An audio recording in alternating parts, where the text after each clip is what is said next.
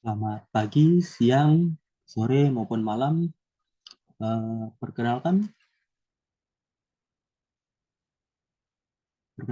nama saya Raihan Ahmad Jonathan. Saya adalah salah satu mahasiswa dari D4 Manajemen Rekayasa Konstruksi di kampus Politeknik Negeri Padang. Nah, pada kesempatan kali ini saya akan menjelaskan sedikit mengenai proses pencantuman barang dan jasa pada katalog elektronik lokal untuk produk pekerjaan pembangunan gedung. Nah, ada rincian produk, persyaratan penyedia, dan produk. Nah, ini terbagi menjadi dua hal. Mungkin saya pertama akan bahas mengenai profil etalase produk. Nah, ya, bagian yang pertama yaitu pada kategori produk. Nah, untuk etalase ini ada beberapa jenis pekerjaan, contoh beberapa kategori produknya. Nah, salah satunya yaitu pada pekerjaan persiapan lapangan, penerapan SMKK, pekerjaan struktural, pekerjaan arsitektur, mekanikal, elektrikal, maupun fasilitas eksterior bangunan. Nah, mungkin karena terlalu banyak, saya hanya akan membahas salah satunya saja, yaitu pada pekerjaan persiapan lapangan, ya, persiapan lapangan ya. Nah, ini dari proprietasi produk tersebut dan pekerjaan ini terbagi menjadi tiga. Yang pertama itu nama atribut, status kewajiban, serta keterangan.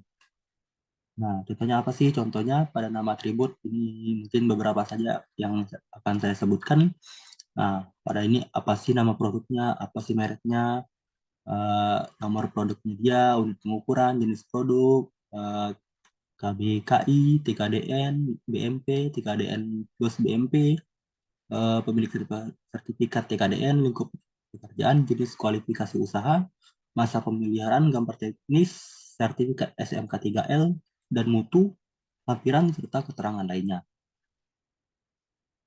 Nah, sebenarnya itu dari nama atribut tersebut. Nah, ini ada status kewajibannya apakah wajib diisi ataupun tidak wajib diisi. Nah, dari nama atribut status kewajiban ada sedikit keterangan. Nah, ini contohnya saya akan contohkan untuk personil keselamatan konstruksi. Jadi bisa lihat tabelnya ini adalah keterangan. Keterangannya ini misalkan untuk personil keselamatan konstruksi. Nah, jadi risiko keselamatannya apakah kecil, sedang, besar. Nah, ini juga ada beberapa jabatan. Ini ada petugas keselamatan konstruksi ini untuk jenis risiko keselamatan yang kecil dan juga ada pengalaman minimal. Ini akan berbeda setiap atribut. Nah, ini keterangannya pelaku usaha wajib mengisi seluruh jenis risiko keselamatan diikuti dengan jumlah personil keselamatan dan pengalaman kerja personil keselamatan.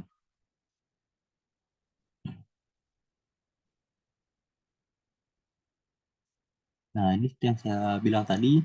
Ini untuk tunjuk pengisian atribut produk. Tadi ada sudah saya jelaskan mengenai nama atribut, terus kewajiban pengisian, serta keterangan. Nah, ini untuk kategori produknya tentunya berbeda-beda nama atributnya. Dan juga semuanya. Nah, ini berdasarkan pengumuman pendaftaran nomor 003.3.1 garis miring 9 garis miring BPBJ strip 2024 tentang pencantuman barang dan jasa pada katalog elektronik lokal untuk produk pekerjaan pembangunan gedung negara pemerintah Provinsi Sumatera Barat. Nah, tadi sudah dibahas mengenai profil etalase produk. Selanjutnya yaitu persyaratan pencantuman barang dan jasa pada katalog elektronik. Nah, yang saya bilang tadi, selanjutnya akan membahas persyaratan pencantuman barang dan jasa pada katalog elektronik. Yang pertama itu persyaratannya pertama tipe pelaku usaha. Yang pertama itu penyedia barang dan jasa adalah badan usaha. Nah, yang kedua tipe usaha untuk tiap kategori adalah perusahaan yang bergerak di bidang konstruksi bangunan sipil, jalan dan atau konstruksi jaringan irigasi drainase. Nah, yang kedua itu syarat dan ketentuan penyedia katalog elektronik. Nah, yang pertama itu syarat dan ketentuan yang harus ditandatangani atau disetujui oleh pelaku usaha terkait. Tanggung jawab yang harus dimiliki oleh penyedia katalog elektronik. Yang kedua, izin usaha. Yang ketiga, memiliki akta pendirian perusahaan beserta perubahannya. Ini apabila terdapat perubahan. Dan yang terakhir, tidak sedang dikenakan sanksi daftar hitam atau blacklist. Nah, yang ketiga itu syarat kualifikasi penyedia katalog elektronik. Nah, ini mungkin saya hanya akan membacakan beberapa. Contohnya yang pertama itu memiliki perizinan berusaha di bidang konstruksi atau NIB, nomor induk berusaha. Yang kedua memiliki sertifikat badan usaha SBU kecil atau non kecil, klasifikasi jasa pelaksana konstruksi bidang usaha bangunan gedung. Yang ketiga, memiliki sertifikat manajemen mutu yang masih berlaku, dikeluarkan oleh instansi atau badan atau lembaga yang berwenang untuk kualifikasi usaha besar. Yang keempat, memiliki sertifikat manajemen lingkungan yang masih berlaku, dikeluarkan oleh instansi atau badan atau lembaga yang berwenang. Nah, ini juga untuk kualifikasi usaha besar. Nah, ini mungkin lanjutannya terdapat 15 poin, mungkin saya berikan cuma sedikit saja. Yang ke-10, memiliki pengalaman paling kurang satu pekerjaan konstruksi dalam kurun waktu 4 tahun terakhir, baik di lingkungan pemerintah maupun swasta, termasuk pengalaman subkontrak. Nah, yang 11 tentunya untuk kualifikasi usaha kecil yang baru berdiri, kurang dari 3 tahun dikecualikan dari ketentuan angka 10 untuk pengadaan nilai paket sampai paling banyak Rp2.500.000. Yang keempat itu syarat teknis penyedia katalog elektronik. Nah, ini yang pertama adalah daftar item pekerjaan yang ditawarkan, nama produk, satuan pengukuran merek, ruang lingkup, dan atau persyaratan kondisi, lokasi, layanan, dan harga. Yang kedua, deskripsi lingkup pekerjaan, spesifikasi material atau bahan yang digunakan, serta metode pelaksanaan. Yang ketiga, surat perjanjian kerjasama antara penyedia barang dan jasa dengan supplier barang fabrikasi dengan mencantumkan nama produk, spesifikasi produk, dan masa berlaku perjanjian.